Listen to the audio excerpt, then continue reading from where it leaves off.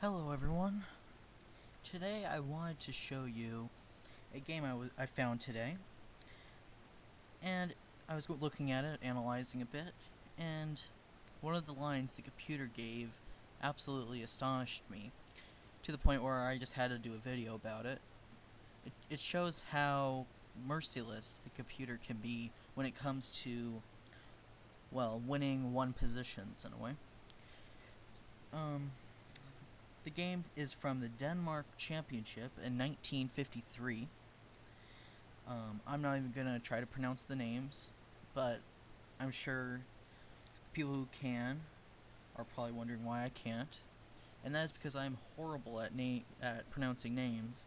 But for those who can pronounce it, I congratulate you, as always. So let's just jump right into it. So, e4, e5, knight c3, the Vienna game, knight f6, bishop c4, which is a bit surprising. I mean, it's obviously very playable, but it allows black this knight takes e4, forking trick. But, and by forking trick, of course, I mean knight takes here in d5. And black will have a pretty good position. But, of course, white probably had some preparation, and maybe, it's 1953 and theory hadn't developed as fast. So, white played queen h5, and it's a pretty crude threat. Main 1, right? Yeah, pretty crude, okay. Black played knight d6, bishop b3, knight c6, knight b5. And obviously black does not want to take this knight because of checkmate. After knight b5, g6 was played, and queen f3. And this has all been played, surprisingly, and it looks like, white just constantly, it's like what you would see in a bullet chess game. White just constantly going for the mate threats, So, this has all been played, surprisingly though, as I said. And, okay, it's a pretty simple threat. Just knight takes with check, followed by mate. Black plays knight f5. Queen d5. Also playable is g4. Queen d5, knight h6, d4. With this idea, removing the defender of f7, d6. And now, after bishop takes h6, black has now bishop e6, which was the point of d6, to open up the bishop and allow black to counter the mate threat. After the queen moves, bishop takes b3, bishop takes f8, bishop a4, which at first sight appears like a double attack on the knight and the bishop, but white can get out of it with bishop g7, hitting the rook. Rook g8, oops, bishop f6, the point, attacking the white queen before having to move this knight or defend it. So the queen had to react with queen d7, and now knight a3. Knight c3 looks a bit strange because of knight takes d4, I'm sorry. So knight a3 played, knight takes d4, queen h3, queen takes h3, knight takes h3, queen take, or not, excuse me, not queen takes, knight takes c2, of course, with check. After knight takes, bishop takes, rook c1. And now, bishop e4. After knight g5, black played the, well, yeah, I don't know what word to use, crushing or bad move. Probably both words are completely appropriate. Okay, black played bishop g2. So, before I go on, perhaps bishop c6 was the best move here. Anyways, after bishop takes g2, which is bad, because the rook takes c7. And black already needs to start thinking defensively here. But, okay. Well, simply, black didn't.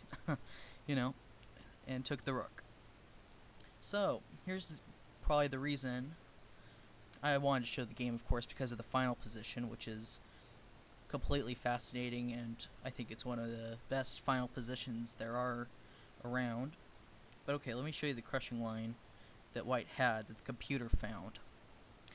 First, white didn't find this line, which is understandable because, yeah, I mean, the computer, you know, looking 30 moves deep or whatever is, you know, a monster. And it's human playing. We're humans, you know. You can't match the computer's calculating ability. And white played knight takes f7, which is still winning. But okay, let me show you the absolutely crushing computer line here.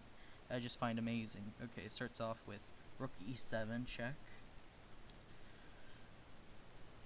king d8, knight takes f7 check, king c8, knight takes d6 check, king b8. If king to d8, white rook could go anywhere, and it would be checkmate. Okay, so let's go back. So the king has to go to b8. And now bishop takes e5. Note that this is not playable, rook takes b7, because this bishop is covering. Okay. But okay. Oops. I think I went a bit too far back. After check. Okay, king b8. Bishop takes e5. Okay, so we're back on track. And there's not a lot black can do to continue the line b6. Knight b5 check. King c8. Rook c7 check. Whoa, I don't know what happened there. The computer took control of the board. Can't have that during recordings. I don't know what just happened there. I'm sorry. Okay. So, after rook c7, the king has to go to b8. If king d8, then what follows is bishop f6 check, king e8, knight d6 check, king f8, rook f7 checkmate.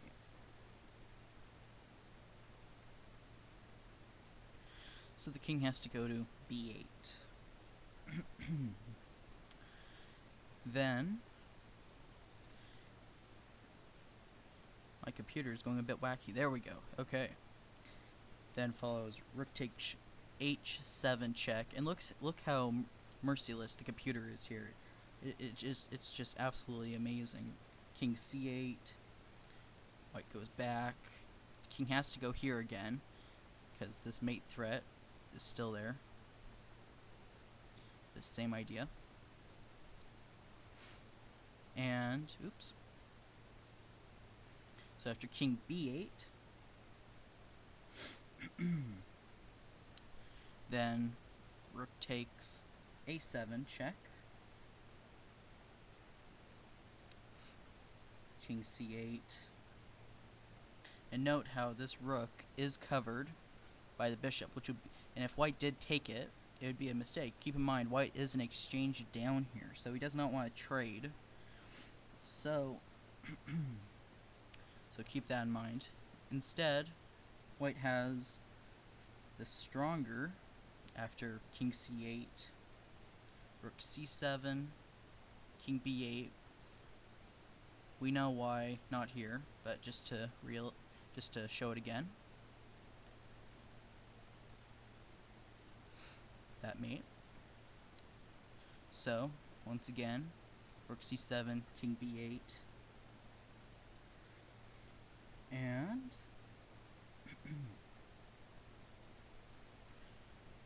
rook g7 check, and king c8. And note that white can just take the rook here, it's a hanging rook, but the computer is still not done with its evil scheme here, and plays to win another pawn with, knight d6, king d8 is a bad move, of course, because a bishop takes f6 checkmate. So king b8, knight c4, king c8, and white is winning more material and the pawn. King d8, now taking, the king finally gets off the back rank, but now white mops up, and white is winning. So,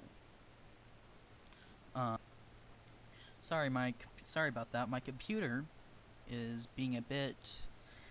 not treating me well today. I do not know what's up, but let's finish this video and I'm gonna find out what's going on. So, we just saw that awesome computer line, and let's go back. So this is what could have happened.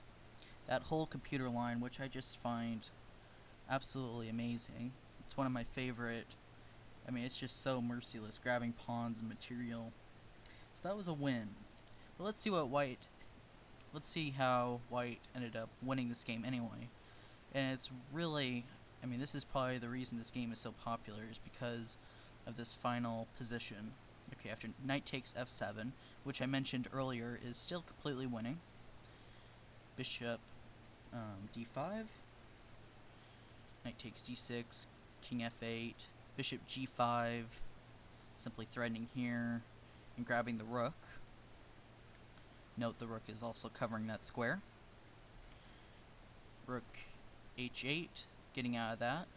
After the check, king g8, rook g7 check, king f8, check, knight c8, simply threatening here, forking. Bishop c6, getting out of the fork threat. Rook g7, king f8, king g8. This is a windmill. Okay, and now took. Very strong because of knight d6. And here, the black player resigned because, well, it's very simple. None of these pieces can ever move. I mean, just take a look at this. The knight is covering these squares, the bishop is covering these squares. The king can't move, and because the king can't move, the rook can't move, and the bishop is stopping the pawn from moving. This is all locked up. So, what is black supposed to do? If black ever pushes his pawns, say the g-pawn down, white will just take it. If the e-pawn goes down, the pawn will take it. If these pawns ever reach there, these pawns are covered. Note how these pawns are also on dark squares against the light squared bishop that black has, which is the only piece that can move besides the pawns. So, what does this come out to? It means that black simply has nothing to do. Let's say, for example, the bishop just moved. Keep in mind, if the pawns ever move down, white can always take them. So really, the bishop just has to move around, which means the king can move, And it's kind of funny. Black is so helpless, moving the bishop back, forth, wherever. It's not attacked. This means that, it means that white can simply, move up, advance his pawns, promote, and win. But when I showed a friend this game, he was, I laugh about it now, and he was telling me that the white king can even go on the more scenic route with, say, king e3, Oh, oops, sorry. I meant, okay, after white ever decides to, here, let's go back a sec, pushes the E pawn down, then white can take the scenic rook. Of course, this wasn't possible before, but just for cuteness of it, the white king can take the scenic route here because black is so helpless. It is just, but yeah, but with all, it was a good game, and I really enjoy that. Anyway, I'm gonna go hang out with some friends and see what my computer is doing because it is acting very strange today. Thanks for watching, guys. Means a lot. Like, comment, subscribe, share. It's all cool. Thank you. See you guys around. Thanks again.